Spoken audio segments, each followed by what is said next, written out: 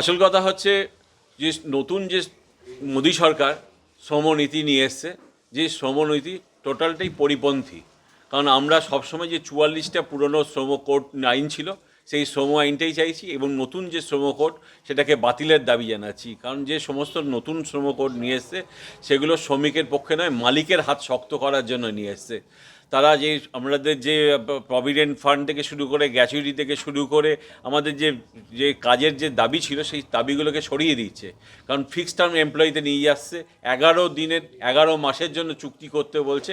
সেই চুক্তি আমরা মানছি না, এবং যেখানে দাঁড়িয়ে সংগঠনগুলোকে বলছে ধর্মঘট করতে দেওয়া হবে না এবং কোনো আন্দোলন করতে দেওয়া হবে না, তাদের যে কোনো সময় চাকরি থেকে বার করে দিতে পারে, তার বিরুদ্ধে আমরা আবার রাজপথে নামবো। এবং সেই লড়াইটা এতদিন ধরে করছি, আগামী দিনেও লড়াই হবে, এবং সেখানে দরকার হলে লাগাতার বন্ধের জন্য আমরা দিকে যাব। আমাদের আগামীকাল রয়েছে র্যালি রয়েছে এবং পথসভা রয়েছে। এই শ্রম আইন বাতিল করার দাবিতে আমরা এই লড়াইটা করব। আমরা সারা শিলিগুড়ি জুড়ে হিলকার্ট রোডে আমরা করব, এবং সেখানে দাঁড়িয়ে আমাদের যে বিধান মার্কেট অটো স্ট্যান্ড রয়েছে সেখানে দাঁড়িয়েও আমরা পথসভা করব।